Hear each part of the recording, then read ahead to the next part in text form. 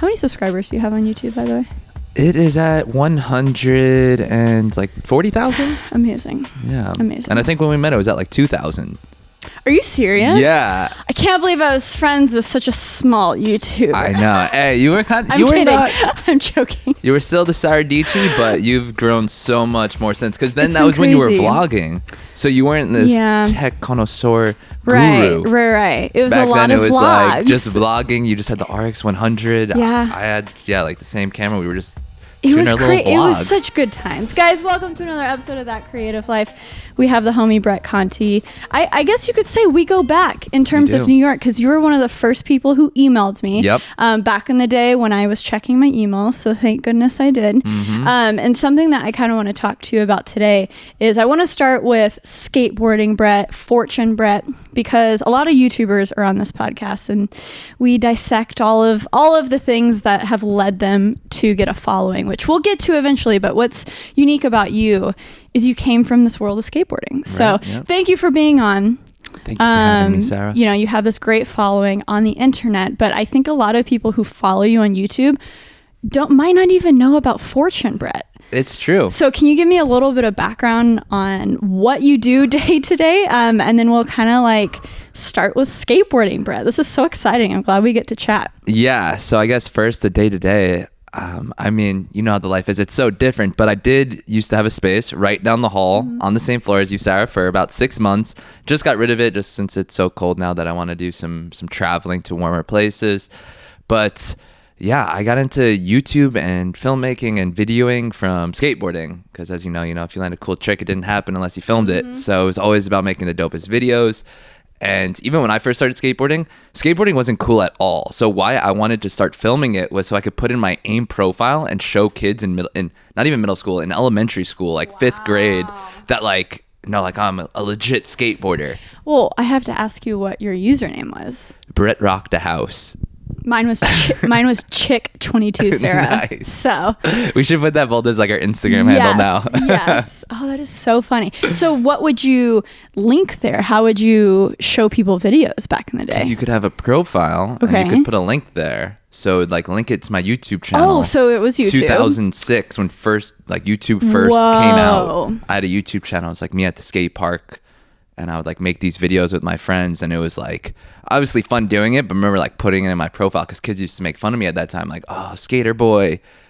See, I just started to understand how it wasn't cool because right now it is so cool. Yeah. But John was telling me literally, I think just 2 days ago, how certain people would be scared to be called gay. Because back in the day, everyone would be like, "Grr," to everything. Yeah. Now, I think we've learned that that's not very nice. But I had no idea that such a sport that requires so much talent was considered to be that. Yeah. I mean, it had to do with like just Avril Lavigne's Skater Boy song and just you were this stereotypical person if you skateboarded. Interesting. The outside world didn't know that skateboarding has so many subgenres within it. You know, there's people that dressed with baggy clothes, some that dress like the typical skater look, some that just are stylish.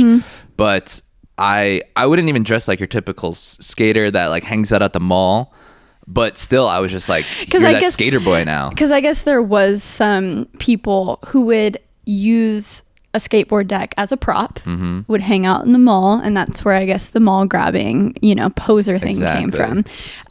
So what made you fall in love with that when it wasn't cool? I mean, my cousin got me into when I was like 5 years old, so I was always doing it. And then I wasn't doing it so much like as a little kid, like when I was like 10, but then come 13 or maybe even younger, like 12, I just started hanging out with my cousin again and like thought skateboarding was the coolest thing. And I loved challenging myself and going outside every day to learn a new trick. I was playing other sports as every 11-year-old is, but I love that I could just go in front of my house, practice tricks all day and master something. And that's taught me, I think, the entrepreneur mindset and also this creative mindset and just not having a coach or boss telling you what to do. And that's what I love about skateboarding, that you could just do it all yourself. You could even film yourself. You could put my little tripod up with my camcorder. And I think that's what made me fall in love with skateboarding initially. And you grew up in Long Island. right? Yep, Strong Island. Oh, why do people call it Strong Island? Is that only the people joke? from it call it that. Okay. No one else calls it that. I mean, you're like a New Yorker then. That's true. You've been here. But so I was born a little bit upstate, like 30 minutes upstate in Suffern. Probably never heard of it. Small town, but I think anything above the city is considered upstate. Okay, gotcha. But my parents got divorced when I was like a year old. My mom moved to Long Island, and then like my dad was living in the city, and even my mom lived in the city before. So I was in the city every single weekend though, visiting my dad.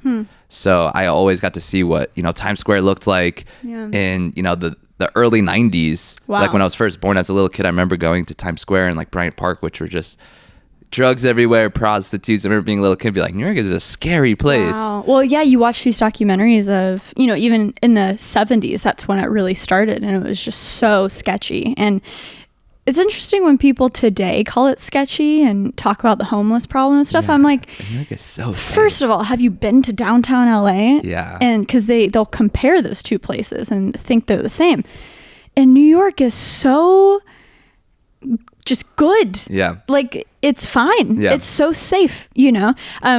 So growing up, like, did you go in the city and skate? Did you street skate? Is that why? Was there a moment where you were wondering if, I'll do maybe transition or maybe street skating, or was it always street skating because you're in New York?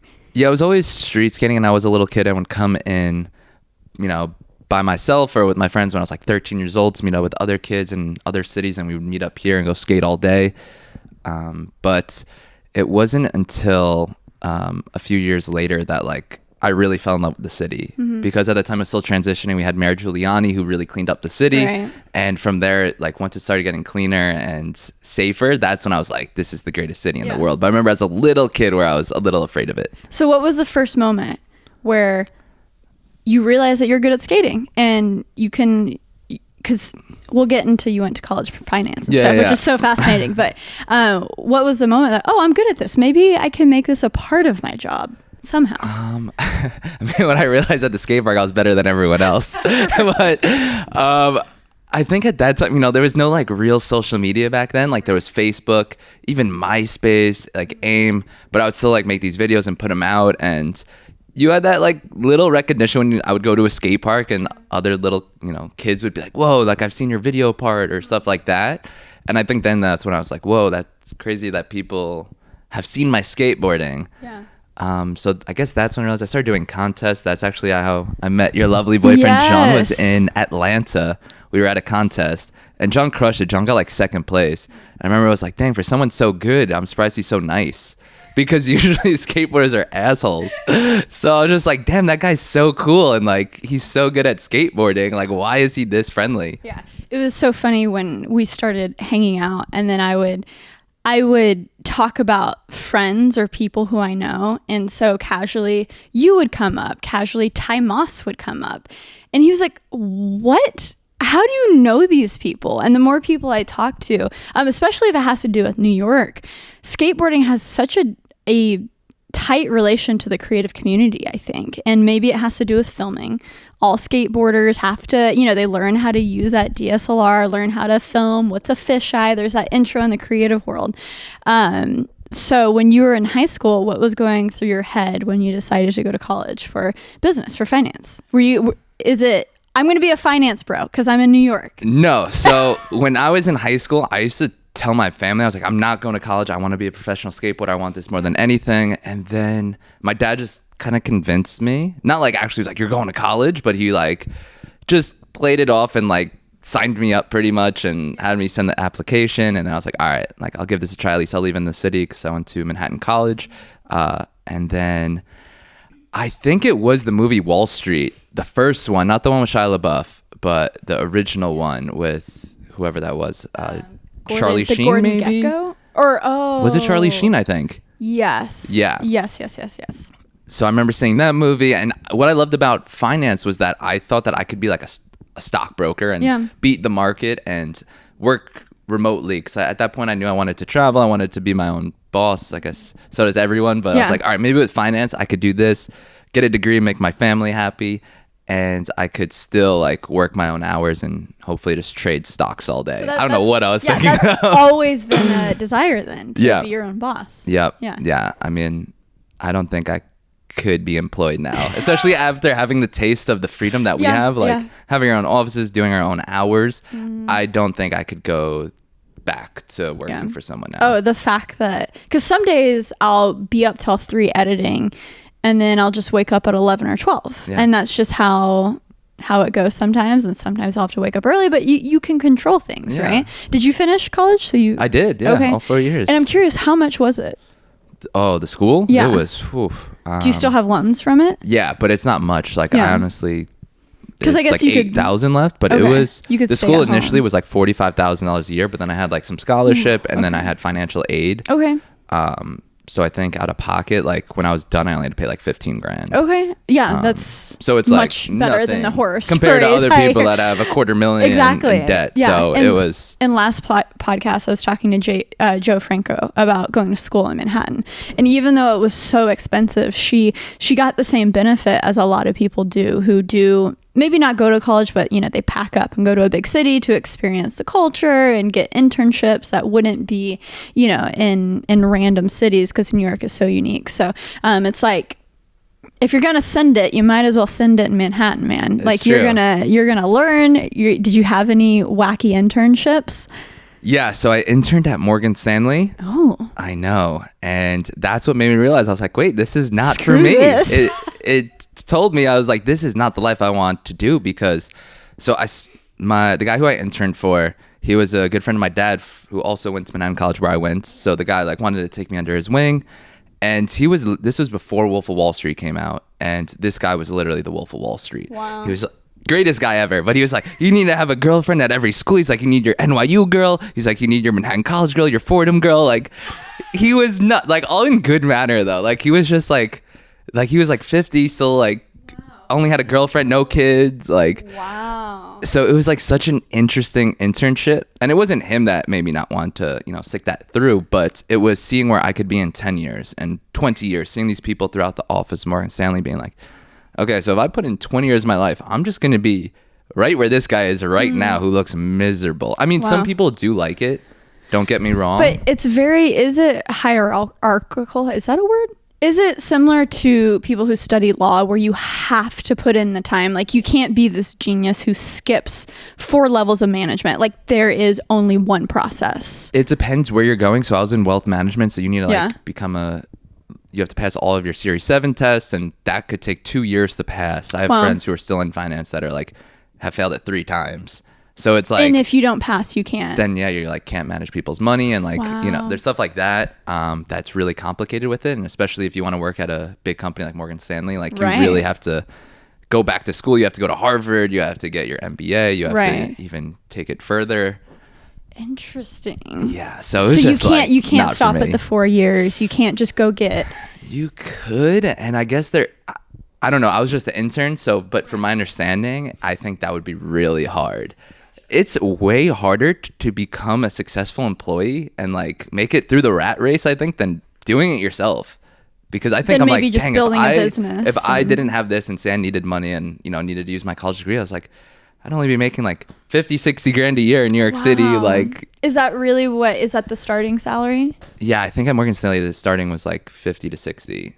Interesting. And now I'm just going on a tangent because I'm very curious about this world, but when you are doing wealth management within a big company like that, is it the fees, is that going straight to the company and then you have a consistent salary, or is there any type of like commission? There's both. Yeah. Because I wonder just how people stay motivated when they're handling other people's great sums of money and they're sitting in a desk in a dark midtown office, getting $50K a year. Yeah, no, you do get the salary, but then you do get commissions and stuff on top of that. But I do remember them telling me that it would be impressive if you got 1 new client a year.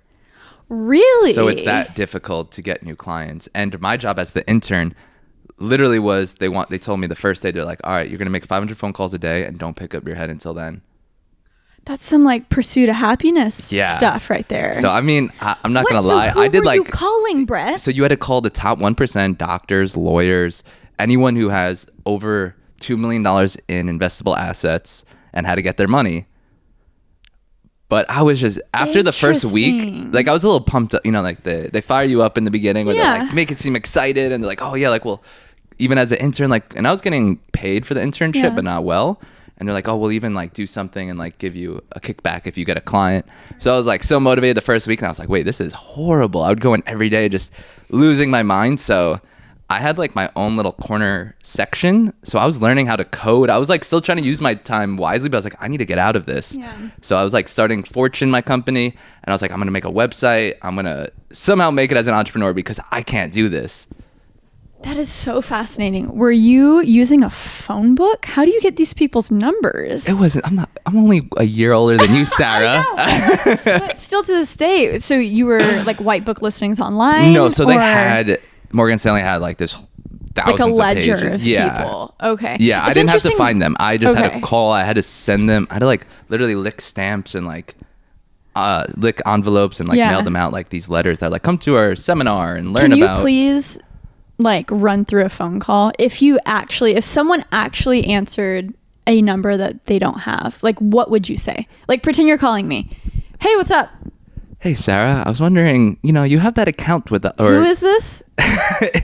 Honestly, like, it was so bad. Like, so it wouldn't go like that awkward. Like, at first, like, you would be, you know, trying to talk to them for a little bit. But I don't even remember. This was 6 years ago. But I remember that if I did get through to them, because it was usually their secretary. So it would just be like, hey, this is Brett from Morgan Stanley. I represent Rich Sepulveda. Okay. And then from there, if we could get to them, then I would have to like pass it on to them. Gotcha. So I was kind of just like, they're like, hey, are you interested in working with us and stuff like that? But they would normally be working with a different investment bank. Right. So I would have to like steal them.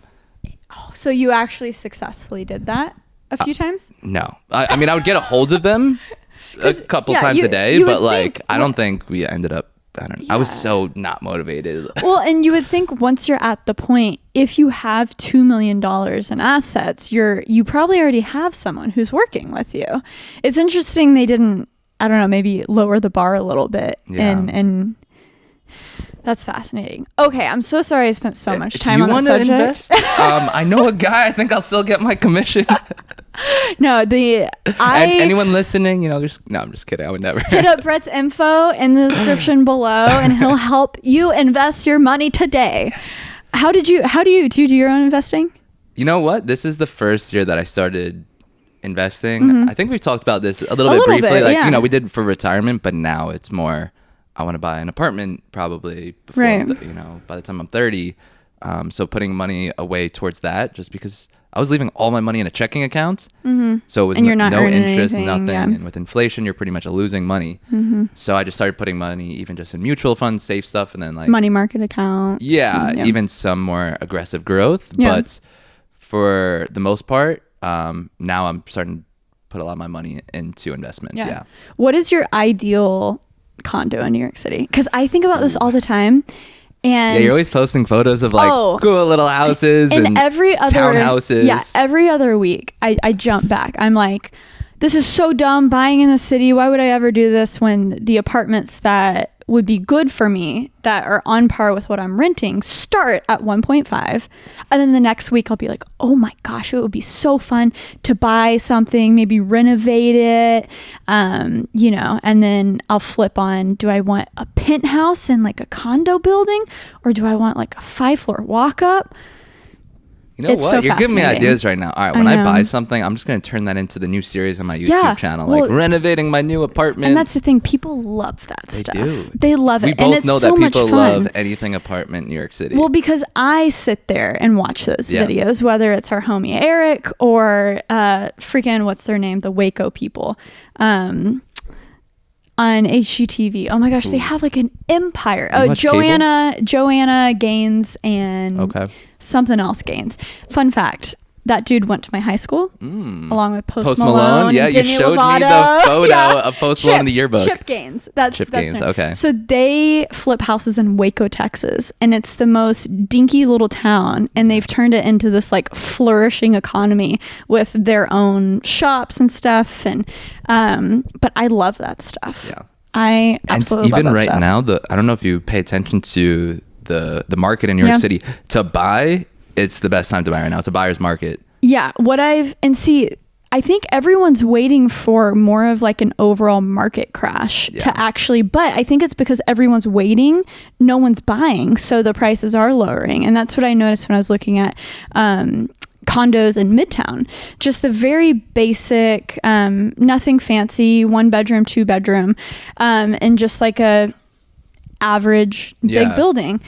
They are going back to the prices of what they were in like 2010. Mm-hmm. And yeah, you could get like a 1 bedroom for $400,000 in like Midtown. Really? Yeah. Man, what are you looking at? You would need to renovate it. Right. There's no doorman, buildings like that in that price range. I feel like I would need a doorman. Yeah.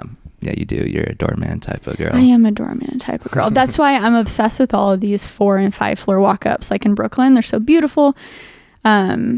You know, having that much space. If it's a 2-family, maybe you could like rent it out or something. But then you don't have the views. That's true. I'm obsessed with the views, you Brett. cannot have everything in New York unless you're making $10 million a year. I know, I know. Okay, well, we'll circle back around when we both have our apartments, and it'll be so much fun. Next podcast, we'll be talking about our mansions and townhouses. 20 years. Hey, have more faith in us. Let's say like 2 or 3. Let's invest that money, Brett. Let's get it. Let's let it build.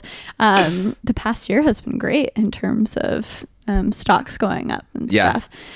Everyone said, oh, it's going to crash, pull your money out. They keep saying it. It just keeps going up. No one knows. And that's what my shout out to my financial advisor person. I'm not super involved, but every year when it's time to contribute because of taxes and blah, blah, blah, and like maxing out your SEP or IRA. Yep.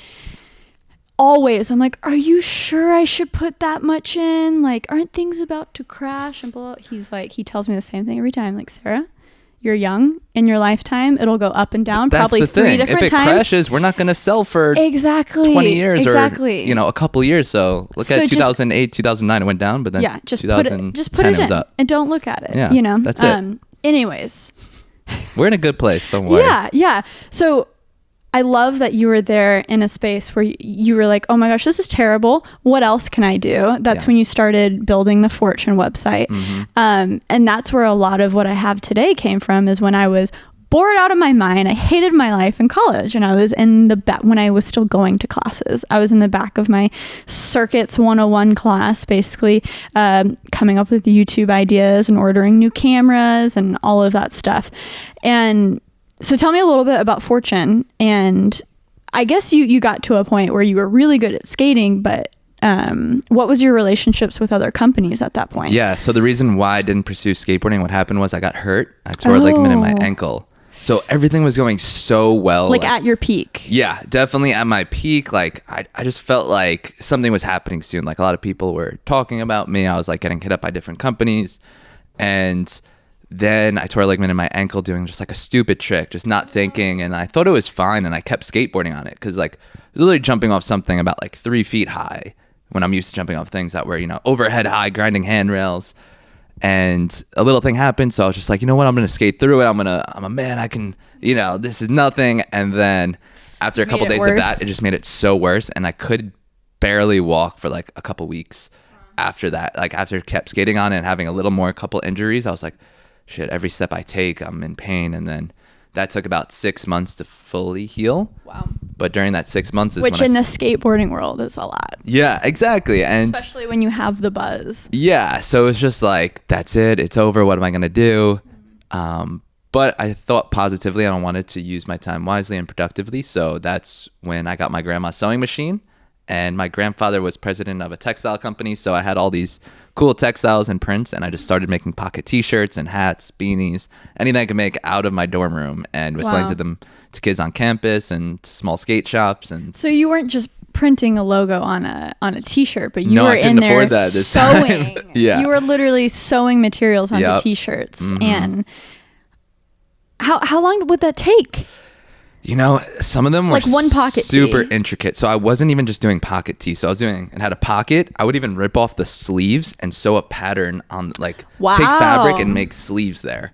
So if someone would order that on the website for $25, I'm like, say I got one order, I'll be like, dang, I can't go out this weekend because I have to sew that one shirt for $25. But I loved it, and it was the excitement. It was around the time when the Facebook movie came out, and I wanted that so badly, where he had this passionate idea and wanted to work on it all night. Yeah. And like order pizza, you know, like that stereotypical entrepreneur. That's what I wanted, Just and I the finally laser had focus. that. Yeah, I finally had that, so I didn't care. I just like dedicated. So how were you everything to getting this. orders?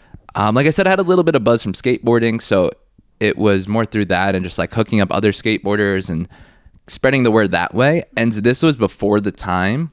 This was like probably 2 years before everyone had a clothing line. Maybe even 3 years. Okay. So it was like, so you're whoa, ahead of your time. At that time, it was like you're starting a company. Now, if you're starting t-shirts, like you're just slinging t-shirts and hustling. Right. But it was like, no, like this is like a big deal, I guess, to people. Yeah. And there weren't many. And it was Fortune at the time. That was the brand. Fortune Headwear. Even though it started off as just headwear, because that's all I could really make easily. And then like a couple months later, not even, maybe like 2 months later, I was like, oh, I'm going to start making t-shirts and stuff like that. Well, I think that's, you did something when it wasn't what everyone was doing. And I think when you're coming into a space, you have a little bit of influence. Nowadays, you could, do merch, sell some t-shirts, but everyone's doing that. Yeah. So it either has to be insanely unique, or it's probably just smarter to find another way to monetize. Because people who are actually super passionate about that, they're gonna beat you out anyways. I mean, you were literally sewing shirts and it was unique. It wasn't just slapping logos on a t-shirt that anyone could do and then selling it. And so you had both those things. You had something that was a unique product, and you were before everyone else, because seeing the skate landscape, everyone has their own company. Yep, exactly. And in reality, that just means they're printing some logos on 20 t-shirts. Yeah, no, they make it so easy too. You could Yeah. literally make a design in 5 minutes getting on a t-shirt. So how did it escalate to the point today? Like, bring me through all of the little points. I'll try and do it in a nutshell. Yeah. Went to college, was selling it to small skate shops, and that was my senior year where it's really started, like, could make like a couple $100 a month from it. And hold on. So how did you first get into skate shops? Because that alone is a pretty big accomplishment. So what I would do was I mapped out all the skate shops in the Northeast, and I would find what skateboarders rode for that skate shop, because every skate shop has like a little team of the locals that they hook up. So I made a connection with at least one of the riders for those skate shops. I would hook them up. So for example, I remember there's a skate shop in New Jersey, and I hooked up a rider named Peter, and Peter was rocking it all the time into the skate shop that he rode for in his town. And then and this was all my master plan, but the owner was like, oh, Fortune, like, what's that, blah, blah, blah. And he's like, oh, give him my business card and tell him to hit us up.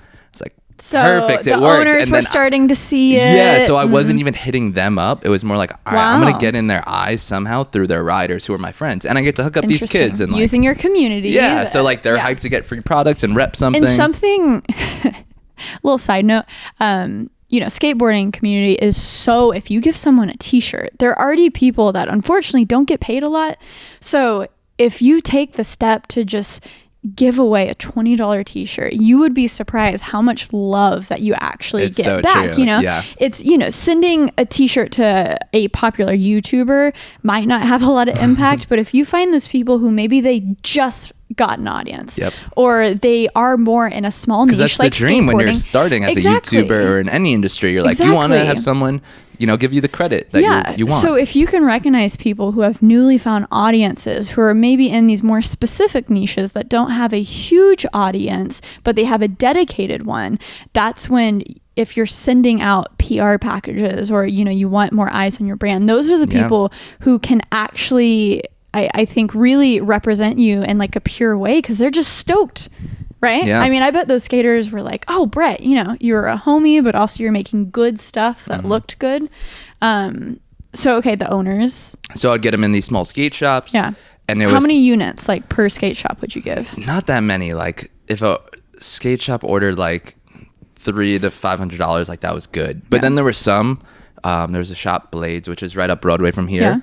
Like, I remember they gave me my first order for over $1,000, and I was like, whoa. All right. Now, after that, I had full faith in myself. I was like, if I could just get a couple more of these, I could make a living off of this and continue it to grow. And I'm curious, what were the when you have like $1,000 order, how much are they paying for each shirt, and like how much is their markup? Yeah, so it depends on the store. Since they're in New York City, they would sell the shirts for $35, and I would sell it to them for $15. Oh wow! So they have like about 55% margins. And then it would take. And for me, it would cost like not even $10? because at that point I was getting more and more orders. It was in more stores. I had the online. I wasn't sewing everything really at this point. Some stuff.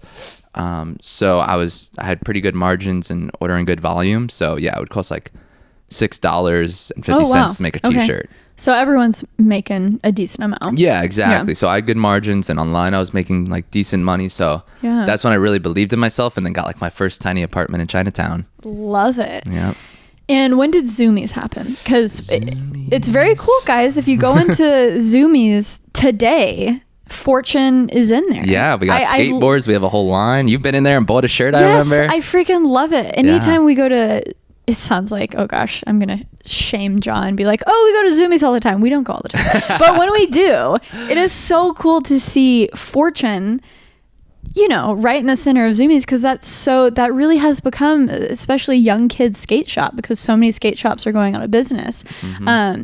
You can hate them all you want because they're corporate and blah, blah, blah, but that really has become a hub for kids who are passionate about that stuff. So it's cool to see Fortune right next to Rip and Dip, right next to Teddy Fresh. Yep. I mean, that's huge, Brett. That's so cool. You know what's funny? So going back to how, I had that mastermind plan to get into those small skate shops.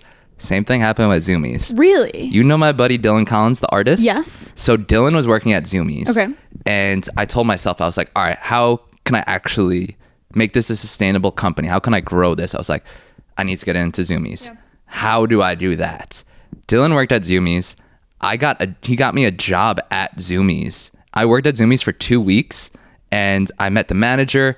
Same thing. Like, I had that idea in my mind. I was like, all right, I need to meet the right people and get it in. So you were just like a person on the floor? Yeah, I was selling stuff at Union Square. Wow. And when was this? This wasn't even long ago. This was like, all right, 4 years ago. Okay. So not too long ago. And then same thing. I didn't even ask to get it in. That the manager, he already knew what Fortune was at this point. I was doing it for about 2 years, and he was a skater. So he was the manager of like the region, and he was like, hey, like the buyers always ask me about like companies to get, into the store, what I think is cool. Like, do you mind if I tell them about Fortune? It's like, no, I would not mind at all. Wow. And he did. I emailed with the buyer at their headquarters in Seattle, and he was like, hey, like, we'd love to give this a try, but do you think that you can, you can make and manufacture the volume that we would like to order? Because that's, a lot of people call that the hug of death. Yeah. When you get so much volume and you're not prepared for it, it could actually put you out of business. It's true. Luckily, it wasn't like, it wasn't like tens of thousands of units. They put it in 5 stores to test it. Okay. And they were like, do you have enough funds to like create this? I was like, yes, like I'm so serious about this. Like I just quit the job I literally quit it right away. I worked for 2 weeks. Yeah. And once I had that connect, I'm like, all right, I'm done here. So 5 stores in New York or the New York State? So that was still good. It was like, I mean, I don't mind saying it was like $7,000 order. Amazing. So at that time, I'm like, and it was still at least I had 50% profit margins. Gotcha. So, I made a solid like almost $4,000. Yeah. Amazing. At that time, that's a lot of money. Yeah. For and me at this point, it's still just you, right? Yeah, it was just me. I was like 22, 23. So I'm so fascinated by this. When you're having these conversations with people heading up Zoom, like being a buyer for Zoomies is pretty significant. And when you're a 20-year-old, 22-year-old having these conversations, were you nervous at all, or were you prepared? Funny? So we would have phone calls and stuff, and I've met him in person before. I honestly have worked with like 3 different buyers now, and they have different ones for like shirts, hats, shoes, everything that you can think of. And I remember being like, I don't want him to meet me, or if he does, I want to make sure my beard is grown out because I don't want him to see me as this 22-year-old kid. I swear to God, I would think that because I was like, I don't want him to like, all right, who's this 22-year-old that we're giving all these orders to? I mean, that is so real. I remember, I mean, luckily being 25 now, I don't think it's as significant, but I remember in high school when I would play in, you know, my church band, and I would be band leading. So leading the band, talking in their in-ears, you know, and stuff like that. That when new band members would come in and they would see this high schooler, it would be like, what? Like, who is this like 14-year-old chick telling me what to do? I mean, that was a much different environment. What it wasn't did you play? real electric guitar. Wow. So yeah, you know, I would be lead or rhythm depending on the weekend, and I would have to know. And gosh, when a leader gives you that type of responsibility, and you really are learning as you go, right? I think that's how I've been able to just excel in so many things in life, because I take on things that really I don't know how to take on, but you learn when you're in it. I'm sure during that moment you're like, I don't know how to get $7,000 of orders in, but I'm going to do it. I'm going to figure it out. You're going to learn along the way. And then it just helps you so much later on in life when you're like, okay, let's take this YouTube thing seriously. And you jump right in, and look at you now.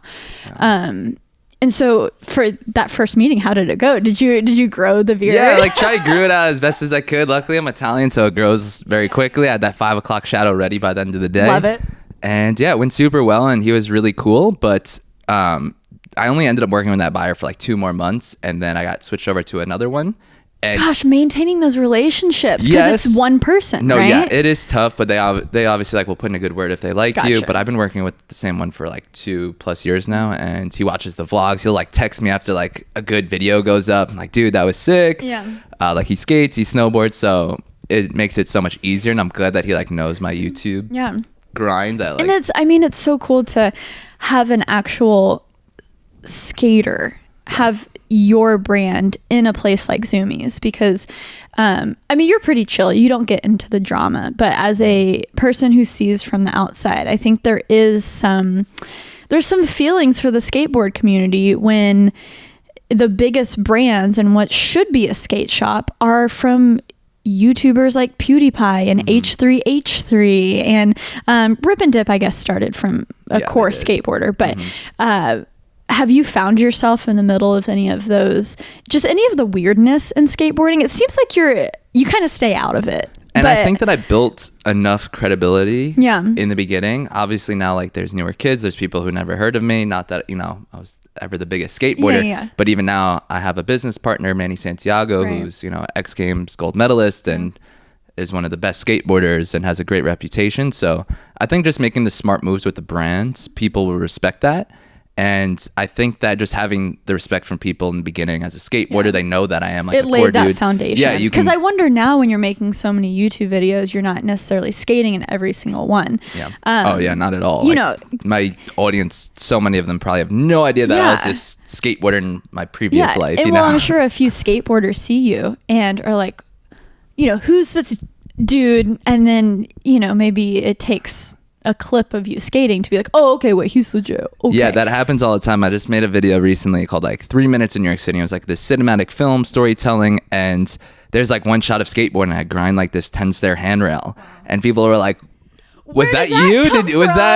Was that Adobe Premiere? Or like, how did you do that? It's like, no, I can get down still. Yeah. I think, it's so funny when John sees your clips. He's like, what the heck? You know, sometimes you forget that you're so good because you do so many different things. But I think that's what a lot of people, of course, and I think that's what a lot of people lack is they try to start the social media thing and they don't have a thing. Yeah. That was my thing when I first started. I used to do vlogs like same time John was doing. He was doing it before me, and it helps to have something that you're passionate about. Exactly. Right? So whether it's tech, a city, travel, whatever it is, like that's the only way to really grow in 2020. Unless you have this insane personality and can get 16-year-old people to watch it. I feel like if you're trying to build an adult audience, there has to be that one thing. Exactly. And that's how you build something that lasts as well. If you're just hopping on trends, you might be hot for a year or two, but then you don't have anything to sustain it. You don't have anything to relate with people. You know, in the beginning with me, it was just storytelling. I was like obsessed with telling other people's stories. And now it's obviously evolved more into tech and stuff, but and you can do stuff like that once you have an audience, you know, obviously like I guess you could say both of us now, we have this core audience, the Peachy fam, that will watch any video that you post. So even sometimes now there's just like, that's not so aligned with my channel. Like it kind of is. It's storytelling. It's like a more personal video, but I know people will appreciate this video that are like the core fans. Right. And I think I relate that back to what you said in your video, which is one for me, one for them. And I say that all the time in my head where I'm like, all right, this video is like a top 10 travel destination video for 2020. Like it'll be cool to make, but it's not a diehard Brett video. Exactly. Yeah. You have to find that balance. So how many stores are you in now? With Fortune, we're in over 100 Zoomy stores now. Wow. Yeah, and especially the skateboards really helped that. Once I launched with that. Yeah. When did you decide to bring on Manny Santiago? And then how did you know that was the right thing to do? Start boards, because it was just close in the beginning. And this is, I guess, more of a creative audience, so it's not, people don't know. It's not common knowledge. Skateboarding isn't common knowledge that when you become a pro, you get your own skateboard deck and it says your name, and that's a big deal. And so if you decide to make decks, people assume you're going to have riders. So that's not a small adventure. Yeah. No, it's such an overhead to start a skateboard company, like insane. Like you really have to love it because there's not much money on skateboards, to be honest. Obviously, there are some companies, like I love what Revive John's skateboard company does with online sales and stuff, but I was still doing the clothing. This was about 2.5 years ago. I was skateboarding so much at this time. Now I still do it, but I don't like post it on social media really. I do it just for myself. But at this time, that was like making videos about it, living, breathing Fortune and skateboarding. And I never really thought to do skateboards because of the whole margins thing. They're so expensive to make, and you have to pay riders and have a warehouse, and to ship them, they're so expensive and heavy. But Manny Santiago, we were skateboarding a lot. He was living in New York for a little bit. And he came to me one day at the skate park. He's like, dude, like, I love Fortune. And he literally told me, he's like, I passed the skate park, LES in Chinatown. He's like, I passed by a Chinese restaurant called like Fortune Chinese food or something like that. And he's like, I kind of have this epiphany that we're going to do like Fortune skateboards. And I was like, yeah, that'd be cool. Next day, he comes to me with graphic ideas that he drew out. And he's like, yeah, I wasn't joking, bro. Let's go. He's like, this is what I think for the first line. This is what I think for the second line. And then like from there, I was like, oh shit, like you're serious. Like I never thought to actually launch skateboards. And then like we met a bunch of times just like talking over like who would be on the team, how are we going to fund it, who are we going to pay, like where are we going to warehouse them. And after we had an answer to every single question I had, I was like, let's do it. Let's go into business. And it's been a roller coaster and an amazing ride ever since. Like we had riders that we've had to kick off, and like a lot of things like that with running a company that you have to do. But it's been such a fun ride, and it's cool to still be intact with the skateboarding community by owning a skateboard and a skateboard company, and also hooking up these riders and help. Who's writing for Fortune right now? Yeah, so we have, as you know, the girl Rochelle Van Burke, who's also, which is cool about her, she's an actress as well. Just starred in the movie The Skate Kitchen. She's huge. Yeah, killing. She has an HBO show coming out soon. Crazy. You did well with that pick. Yeah, she's from my little town in Long Island. Wow. I taught her how to like ollie and board slide. Oh, so y'all go back. We go back. Wow. And to have that insight too. Yeah.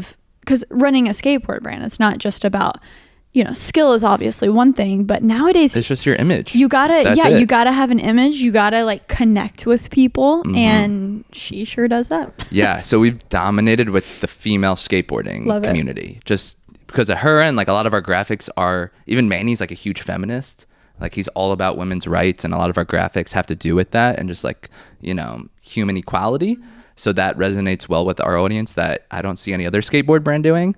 And because of that, like I always see our online orders are always from a lot of, not all of them, but I would say close to 50% are from females, which is huge. Oh, that's amazing. Yeah, and inspiring a new generation to get out and skate, because it's still lacking in the female side. It's true. Yeah. And then we have a couple other riders in LA. So Manny has a house that he owns in California and Los Angeles, and has a cement skate park in the backyard. It's crazy. And everyone in the house either like helps work for Fortune or rides for Fortune. So it's cool that there's like this whole operation out there, and I can be out here. I forgot his name. I feel like maybe I told you this.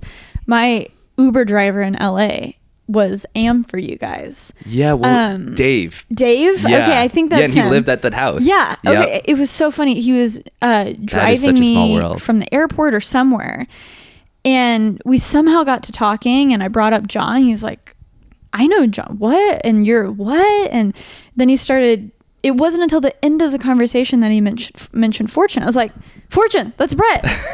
He's the homie. What? Such a small world. That is such a small world. I got him to drive through Chick-fil-A so someone who we get food. Oh, no way. Shout out to Dave. Yeah, someone who we hook up with was her Uber driver. Okay, listen, I've never asked an Uber driver to go through a drive-through for me, but I'm starving. And he did it. Can you go through Chick-fil-A? I'll buy you some food. It's such a small world. It's so funny. Well, I mean, that's amazing. Congrats on everything. And Thank you. I feel like you guys are just starting. And like you said, having a skateboarding brand is tough because especially when you're reaching an audience that doesn't have a lot of money to begin with. That's the thing. Everyone wants stuff for free. I mean, there's obviously other industries and communities like that, but with skateboarders, there's like, how can I get free products? Yeah. Just like, you could buy it and support. So how do you balance that, reaching out beyond the skateboarding community to market your brand as something cool that you should wear regardless, and then also hooking people up? Yeah, that is an interesting question, and kind of just go off of like, obviously having like the more elite people wearing it that like I think is cool, that we want to represent the brand. But even going into 2020, I'm going to be going more, I'm not going to be showing behind the scenes, but I'm going to be relating Fortune more as merch. I think because that's smart. The name Fortune came from wanting to help the less fortunate. Right. And I was riding a subway back in college, and it was negative 10 degrees out, and there were all of these homeless individuals out on the streets. So I made these shirts, and all the profits I gave back to the homeless. Cool. So we were putting homeless people up in shelters and in hostels and like cheap hotels throughout Brooklyn. Wow. So that's where it came from, and we're still today, we do a lot with that. Yeah. And even more so with my YouTube channel, I'm going to be doing more just videos about things that I believe in that I think need more attention and help in, like Cambodia. There's a lot going on there. My stepmom's from there, so a lot of the proceeds from future collections are going to be like giving back to these amazing. underprivileged communities. Yeah, well, because you have such a strong audience on social media, so I don't see why that would be. I mean, people would be so stoked, I think. I mean, I feel like you could talk about Fortune, especially if you have those things that where it's contributing back to stuff. I mean, everyday people, I think, are just gonna be so stoked for that. In the last moments, we haven't even gotten to like social media and YouTube and New York and stuff, but thank you for sharing everything about Fortune. But your YouTube channel, obviously you started way earlier than I thought. I did not know you were posting video parts in the beginning of YouTube, like 2006 and 2007. That's insane. When did it become something that you saw as, hey, wait, I could do this for money? Yeah. Were you consistently posting skate parts from the beginning, or when did it kind of transition to more mainstream content, I guess? Yeah. So I remember I was just posting like stupid videos as a little kid, like these skateboard videos. Even I remember I had a video of my cousin Chad falling hard on a skateboard. And I think I was like 13 years old, and I called it like Death of Chad. Not thinking that anyone would see it but us too. And that video has 100,000, I privated it now, but it has 100,000 views. Wow. And I remember I made some money off of that as like a, Yeah. maybe like 15 at the time when it's like, it started making money. And I was like, whoa, you can make money from this YouTube thing by posting videos. So I always had in the back of my mind throughout college and wherever, I was like, it would be so cool to make money from YouTube. Like, I feel like I could do it. And then once I was living in the city and I had Fortune making a little bit of income, it was still like every month, like I have to pay my rent, I have to pay all my bills, but Fortune was funding my dream for YouTube, where a lot of YouTubers in New York, it's hard for them to start because either they have a full-time job or they don't have the funds. Yeah. So I had the time because I was running my own business that I could sacrifice some time to create content that could potentially grow it. So I just saw the investment aspect of it, where if I do dedicate my time and everything I know about video making, I could potentially turn this into something. But obviously, probably when you started too, it was a dream, but it was still so far-fetched. Yeah. And I didn't know if it was possible still, but I didn't care. I was having fun. I was making well, and you were taking because Fortune started as a side hustle and then it became your main hustle. Mm-hmm. And then you take that and you funnel it into a new thing. And exactly. I think people wait for the perfect time to start things. Like, oh, wait, I have to quit cold turkey my job. Well, no, like having that income from your job is actually great because you don't have to put the pressure of earning money off of YouTube, and then you can have fun with it. And usually when you're having fun with something and you're just doing what you want, that's when that catches steam, and then you can do a little less work, pour more time into YouTube, and then YouTube becomes the main thing. And then when that becomes the main thing, you can start putting into something else, right? No, totally. Because even now I haven't taken money out of the Fortune account in over a year. Yeah. Now it's just, I mean, from YouTube, that's awesome. And then that can go straight back into that company and build. And then that'll be, you know, in the next 10 years, it'll be bigger than you could ever imagine. Yeah, that's the plan. Yeah, that's so cool. So what travels are coming up? Because your YouTube channel is epic and that you go all over the place. I thought I traveled a lot, but Brett, holy smokes. Yeah, so it started off as like the skateboarding stuff. And then I think I was so inspired by Fun for Louie. Yeah. Great guy. Everyone. Yeah. I think a lot of pioneer. A lot of YouTubers now who are making stuff, I think, are inspired by it. Very few individuals, Fun for Louie, Casey Neistat, me, I was obsessed with Jack Scab. Did you watch them? Yeah, I did. Yeah, they did like the rickshaw run and stuff. Yep. Like, and they had so all of them obsessed. too. Yep. Yeah. No. Totally. So that's exactly what inspired me, where I was like, well, this guy's traveling the world making YouTube videos and can fund his travels by doing this. So that was the goal. Is like, I want to be able to at least go on trips and not have to like pay for them, or at least have my YouTube channel fund it. Yeah. And now it's succeeded that, where now I'm making a successful income. I pay for my friends to travel with me to help me film, and awesome. It's definitely gone further than I thought, but I'm loving every moment of it. And I am going next back to Southeast Asia, and yeah, I'll probably be gone for all of winter. So I'll see you in March. Yeah, see you in a couple months. What about Southeast Asia? Because I think a lot of people will see that. I feel like it's easier to like travel to Europe than it is Southeast Asia, where maybe it's, you know, longer flight times, more of a language barrier. What would be some words of encouragement to people who are maybe thinking about it, but maybe it's just a little scary? Yeah, I think that's what's so fun about it. Is I remember the first time I went to Thailand, and it just felt like a different planet out there. You know, it's different currency. Not everyone speaks English. The food is so different. There's these limestone rocks with beautiful water. It's so exotic. And I thought that was so cool, just to like put myself in the situation like, whoa, I don't know where I am. I don't know what language to speak or like how to buy anything. But it was that excitement and that part of the adventure of the unknown. And you survived. Look at you now. Exactly. And survived. Now it's like, I feel like I need to go to Mars to like get some adventure now, because I've been like all these places I always dreamt of, but of course there's always more places to go. Right. So what would be that last dream place? Because you have been to so many places. That is a great question. And I've never been to Brazil, and that's such a massive country. Yeah.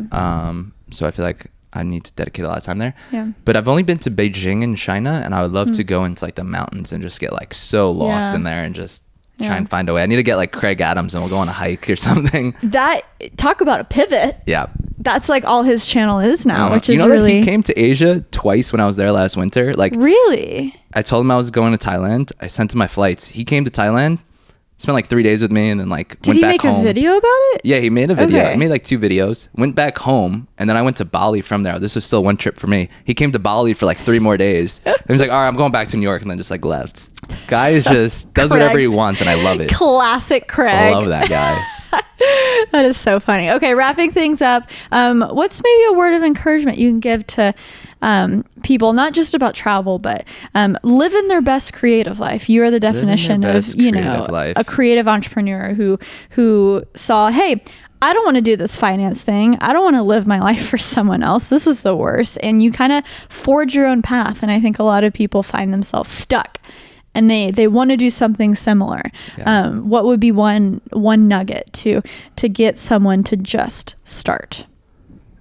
That is a great question. And what comes from my gut and the first instinct is, even what I think about now with YouTube and stuff, is like, I would literally die trying to make this successful, or at least to a self-sustaining point. Obviously now it is where I want to grow this even more, but I would do anything to make sure I could live my passion. And if you are passionate enough where that's the same for you, then you'll make it happen. Yeah. And there's no reason not to doubt yourself. Even now, if there was a new venture I wanted to pursue, I have so much confidence in myself that I could do anything. I feel like you have that same thing too, where you're like, I have not that Midas touch, but almost just this determination where I won't let anything stop me. And it's the feeling of knowing what the alternative is. Yep. Because you've felt that. You've tasted what the alternative is. And oh my gosh, it's the worst. So I don't care if I'm living in a rat-filled apartment, but if I'm living my dream, then hey, that's much better than being miserable as an electrical engineer or something like that. So die trying. Exactly. And so if you don't find that same oomph for life or just desperation, honestly, it was at a point where it was desperation. I was like, anything other than this, somebody, let's go, and if maybe you don't feel that, maybe you're fine.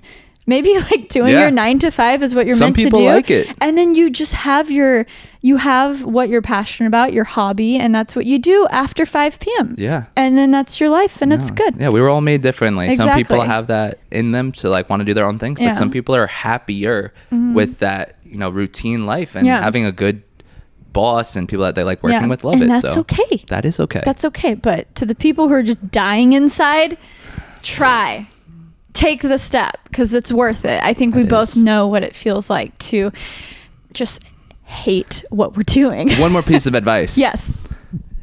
Never be afraid to email or DM someone, and email people every single day that you aspire to be. I wouldn't be sitting here right now if I didn't email Sara like 3 or 4 years ago when she first moved to New York and she invited me to some event.